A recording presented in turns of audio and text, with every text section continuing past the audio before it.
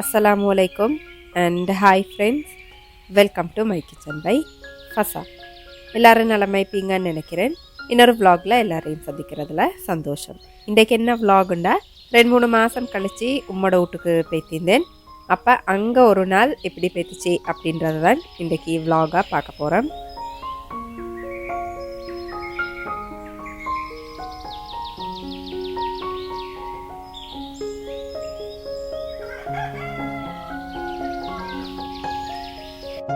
இப்போ நீங்கள் பார்க்குறது எங்களோட வீட்டுக்கு பின்பக்கத்தில் உள்ள வயல், ஃபுல்லாகவே வயல் தான். இப்போ இதெல்லாம் பார்க்கல எனக்கு சரியான கவலையாக இருந்துச்சு. டெடா இல்லை போனக்கு பிறகு ஏண்டா அவங்களோட கால்படாத இடமே இருக்காது இந்த ஏரியாலெல்லாம். வயல் செய்கிறது, பயிர் நாட்டுறது அதெல்லாம் தான் விருப்பமாக செய்வாங்க. அப்போ காலையிலே எழும்பின பிறகு கொஞ்சம் நேரம் வயலில் டைம் ஸ்பெண்ட் பண்ணினோம் நான் என் அத்தா எல்லோரும். அப்போ சந்தோஷமாக இருந்துச்சு. இந்த பச்சை பச்சையாக இந்த கதிரெல்லாம் பார்க்கல சந்தோஷமாக இருந்துச்சு. அதோட சில கிளிப்ஸையும் நான் உங்களோட ஷேர் பண்ணிக்கிறேன். சின்ன வயசுலலாம் எப்படா அறுவடை முடியும் அப்படின்னு பார்த்துட்டு இப்போ ஏண்டா அறுவடை முடித்த பிறகு இந்த வயலில் நல்லா எல்லோரும் சேர்ந்து விளையாடுவோம். அவ்வளோ சந்தோஷமாக இருந்துச்சு. இதெல்லாம் பார்க்கல சின்னத்தில் நடந்த ஒவ்வொரு விஷயமும் அப்படியே கண்ணுளுக்கு வந்துட்டு போகிற மாதிரி சந்தோஷமாக இருந்துச்சு. அப்போ நான் தாத்தாவெல்லாம் சேர்ந்து கதைச்சிட்டு இந்த சின்னத்தில் நாங்கள் இப்படி செய்கிறதானே இந்த விளையாடுவோம் அந்த மாதிரி பழைய கதையெல்லாம் அப்படியே பேசிட்டு இருந்தோம்.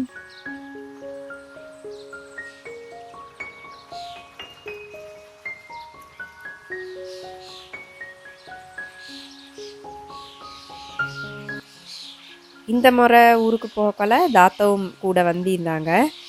அப்போ தாத்தா நான் எல்லோரும் சேர்ந்து அப்படியே புள்ளைகள் எல்லோரும் சேர்ந்து இக்கல சந்தோஷமாக இருந்துச்சு.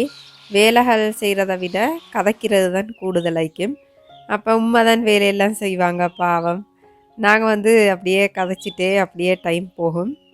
அந்தண்டு காலையில் சாப்பாடு நாங்கள் புஸ்னப்பம் தான் செஞ்சிருந்தோம். புஸ்னப்பம் ரெசிபி நான் ஏற்கனவே அப்லோட் பண்ணிக்கிறேன். வேணும்டா டிஸ்கிரிப்ஷனில் லிங்க் தரேன், பார்த்துக்கோங்க.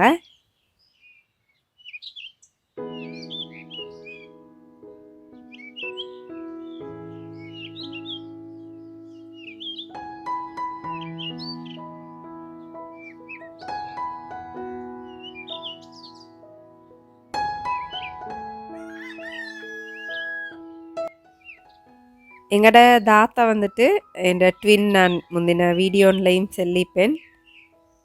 அவள் எப்போவுமே அப்படி வீடெல்லாம் க்ளீன் ஆயிக்கணும் அப்படின்னு நினப்பா. அப்போ வீடு க்ளீன் பண்ணுறது தான் அவளோட வேலை. அப்போ நான் வீட்டுக்கு போனால் மிச்சம் வேலை செய்ய மாட்டேன். அவள் தான் வீடு க்ளீன் பண்ணுறா, அந்த மாதிரி வேலையெல்லாம் செய்வாள். என்னவாவது ரெசிபி செய்கிறேன்னா மட்டும் நான் அப்படியே ஆசையாக செய்வேன். அப்போ காலை சாப்பாடும் பிள்ளைகளுக்கெல்லாம் கொடுத்துட்டு நாங்களும் அப்படியே இறக்கவே சாப்பிட்டோம்.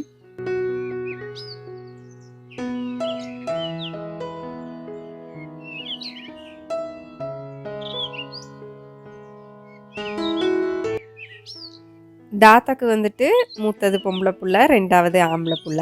எனக்கும் அப்படிதான். அவங்களோட மகள் கொஞ்சம் பெரியவங்க. இப்போ நீங்கள் பார்க்குறது தாத்தோட மூத்த மகள் தான்.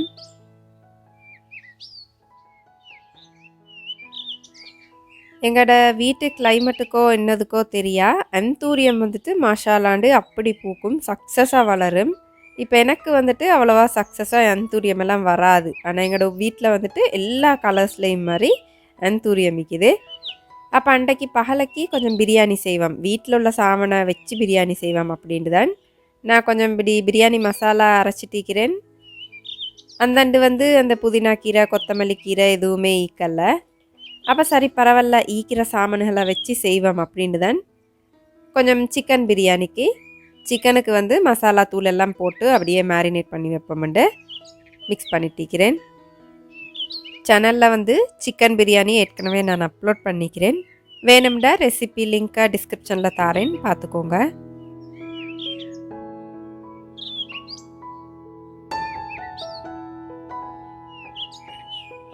ரெண்டு புள்ளைகள் சேர்ந்தாலே ஓண்டு சத்தம் போட்டு விளையாடுவாங்க.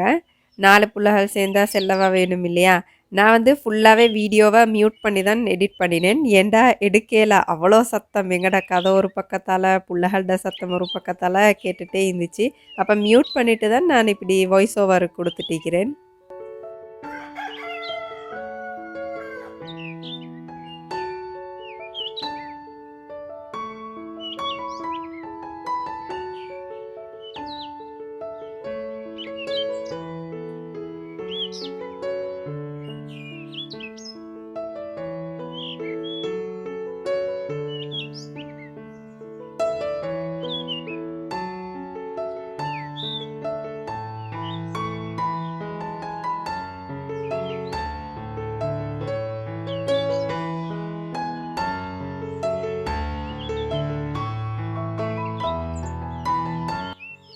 அப்படியே வீட்டில் பழுத்த 2-3 அலிப்பேரக்காய் இருந்துச்சு. அலிப்பேரக்காண்டா ஆனை கொய்யா அவக்காடோடு சொல்லுவோம் இல்லையா. என்ன சேனல் பார்க்குற இந்தியன் சப்ஸ்கிரைபர்ஸ் சில என்ன பேச்சு விளக்க கேட்பாங்க என்னது அது அப்படின்னு. அப்போ அதை தான் ஜூஸ் அடித்து குடிச்சிட்டு இருக்கிறேன்.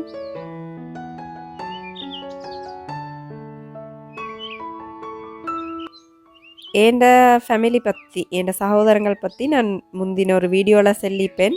எனக்கு ஒரு நான் ஐக்கிறாங்க. நானும் என் தாத்தாவும் ரெட்ட புள்ளகள். சின்ன தங்கச்சொண்டிக்கிறா அவள் இப்போ படிச்சுட்டிருக்கிறாங்க. அப்படியே எங்களோட பிரியாணியும் வந்துட்டு ரெடி ஆகிட்டு. ஆனால் உண்மையிலே இந்த பிரியாணிக்கு நாங்கள் புதினா கொத்தமல்லி கீரை அப்படி எதுவுமே சேர்க்கலை. சும்மா வாசத்துக்கு கொஞ்சமாக ரோஸ் வாட்டர் மட்டும் சேர்த்திருந்தோம். அவ்வளோ நல்லா இருந்துச்சு. எல்லோரும் சேர்ந்து சாப்பிட்றதுனாலையோ என்னவோ தெரியா. அப்போ நாங்கள் அன்றைக்கி வாழை இலையில் போட்டு தான் அந்த பிரியாணியை சாப்பிட்டிருந்தோம். டேஸ்ட் வந்துட்டு உண்மையிலே வேறு லெவலில் இருந்துச்சு. அப்போ புள்ளகளும் மஷாலாண்டு நல்லா சாப்பிட்டாங்க.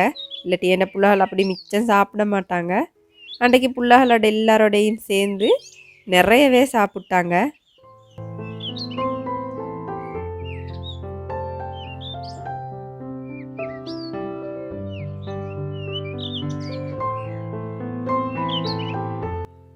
சைட் டிஷ்ஷாக கொஞ்சம் கோழி பொரிச்சிட்டு தயிர் சம்பல் தான் செஞ்சிருந்தேன். அப்போ நாங்கள் எல்லாருமே அப்படியே ஒன்றுக்கு சேர்ந்து சாப்பிடக்கொள்ள கதை பேசிட்டு சந்தோஷமாக இருந்துச்சு உண்மையிலே.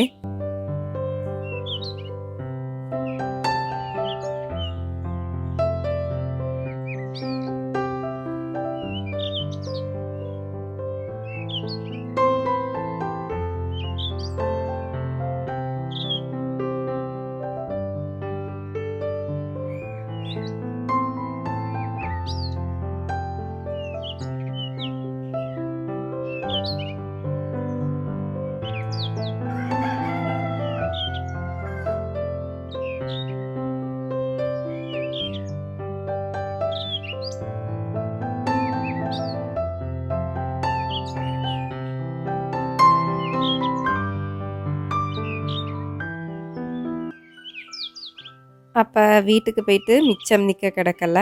ஒரு 2 நாள் அந்த மாதிரி நின்றுப்போம் நினைக்கிறேன். ஒரு 2-3 நாள் அந்த மாதிரி நின்றுட்டு வந்துட்டோம். நான் இப்போ இன்றைக்கி வீடியோவில் இந்த ரெசிபியும் உங்களோட ஷேர் பண்ணலை அப்படின்றதுக்காக வேண்டி கடைசியில் நல்ல ஒரு பட்டர் கேக் ரெசிபி ஒன்று ஷேர் பண்ணிக்கிறேன். கட்டாயம் வீடியோவை ஸ்கிப் பண்ணாமல் பாருங்கள். அப்போ அவ்வளோதான் இந்தண்டு எனக்கு வீட்டில் இப்படி தான் பேய்த்துச்சு. இந்த கிளிப்பை பார்த்துட்டு கடைசியாக வர அந்த பட்டர் கேக் ரெசிபி கிளிப்பையும் கட்டாயம் ஸ்கிப் பண்ணாமல் பாருங்கள். ஏண்டா அந்த ரெசிபி வந்துட்டு ஒரு பர்ஃபெக்டான பட்டர் கேக் ரெசிபி ஆயிக்கும்.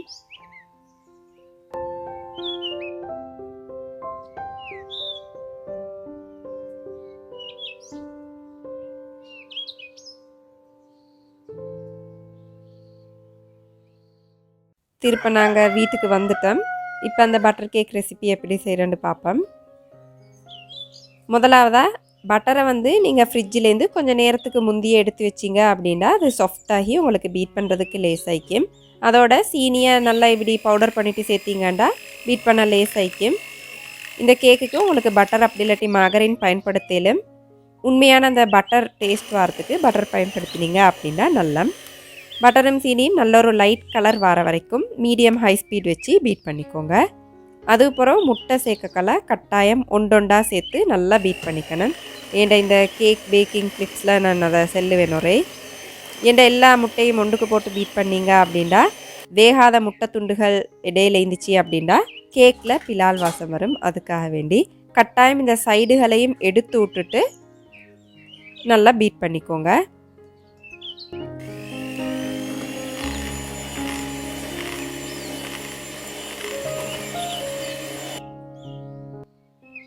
இந்த கேக் செய்ய நான் இன்றைக்கி ஆட்டா மாரவாசி மைதா மாரவாசி எடுத்துக்கிறேன். மைதா அப்படின்னா ஸ்ரீலங்காவில் நாங்கள் பயன்படுத்துகிற அந்த வெள்ளை கலர்மா. உங்களுக்கு தனியாகவே ஆட்டா அப்படி இல்லாட்டி மைதா மட்டும் பயன்படுத்தலும். அதில் கொஞ்சம் பேக்கிங் பவுடர் பேக்கிங் சோடா போட்டு 2-3 தடவை நல்லா சலிச்செடுத்துடணும். பேக்கிங் சோடா அப்படின்னா நாங்கள் பயன்படுத்துகிற அந்த ஆப்ப சோடா. இப்போ இந்த மாவை நீங்கள் பீட்டர் வச்சு பீட் பண்ணாமல் இப்போ நான் காட்டுற மாதிரி ஒரு ஸ்பெட்யூலை வச்சு அப்படி இல்லாட்டி ஒரு விஸ்க் வச்சு ஒரே பக்கமாக மெதுவாக கட்டிகள் இல்லாமல் கலந்து எடுத்துடணும். அதோட கொஞ்சம் வெனிலா எசன்ஸ் சேர்த்துக்கோங்க, கொஞ்சம் பாலும் சேர்த்துக்கோங்க. பவுடர் பால் அப்படி இல்லாட்டி பசுப்பால் எது இருந்தாலும் உங்களுக்கு சேர்க்கலும். சேர்த்து ஒரே பக்கமாக இப்போ நான் காட்டுற மாதிரி மெதுவாக கலந்தெடுத்துக்கணும். கலந்தெடுத்த பிறகு உங்களோட கேக் பேட்டரோட கன்சிஸ்டன்சி இந்த மாதிரி வரும். பேக் பண்ணுற ட்ரேயை பட்டர் அப்படி இல்லாட்டி மாகரின் பூசி க்ரீஸ் பண்ணிக்கோங்க. அப்படி இல்லாட்டி ஆயில் பேப்பர் போட்டுக்கோங்க. பிறகு இந்த பேட்டரை போட்டு இப்போ நான் காட்டுற மாதிரி பரத்தி விட்டுட்டு இப்படி தட்டிக்கணும். அவனை 5 நிமிஷம் இல்லாட்டி 10 நிமிஷம் 180 பாகை செல்சியஸ் ப்ரீ ஹீட் பண்ணிவிட்டு அதே சூட்டில் வச்சு 30லேருந்து 40 நிமிஷம் நான் அடி நெருப்பு மட்டும்தான் போட்டிக்கிறேன். அப்படி இல்லாட்டி மேலால் நல்ல ஒரு கோல்டன் ப்ரௌன் கலர் வர வரைக்கும் பேக் பண்ணணும். அவன் இல்லைண்டா பரவாயில்ல. இப்போ நான் காட்டுற மாதிரி அடுப்பில் ஒரு லேயர் மணல் அப்படி இல்லாட்டி உப்பு போட்டு மேலால் ஒரு ஸ்டாண்ட் வச்சு உங்களோட பேனை வச்சு உங்களுக்கு பேக் பண்ணிக்கலும். பேக் பண்ண முன்னுக்கு கட்டாயம் இதை நல்லா ப்ரீ ஹீட் பண்ணிக்கணும். நல்லா சூடு பண்ணிட்டு தான் பேக் பண்ணணும். இதுவும் உங்களுக்கு நல்ல ஒரு கோல்டன் ப்ரௌன் கலர் வர வரைக்கும் பேக் பண்ணலும். ஒவ்வொரு அவன் பொறுத்து வேறு நேரம் மாறுபடையிலும். ஏன் அவனில் சரியாக 40 நிமிஷத்தில் கேக் வந்துட்டு 100% பேக் ஆகிட்டு ஒரு குச்சி வச்சு இப்படி குத்தி பார்த்தீங்கண்டா எதுவுமே ஒட்டாமல் அது க்ளீனாக வெளியே வரணும். நீங்கள் அவனுக்கு வச்சே இப்படி குச்சி போட்டு பாருங்கள். வெந்தில்லாட்டி உங்களுக்கு இன்னும் கொஞ்சம் போட்டு அப்படியே வேக வச்சு எடுத்துக்கலும்.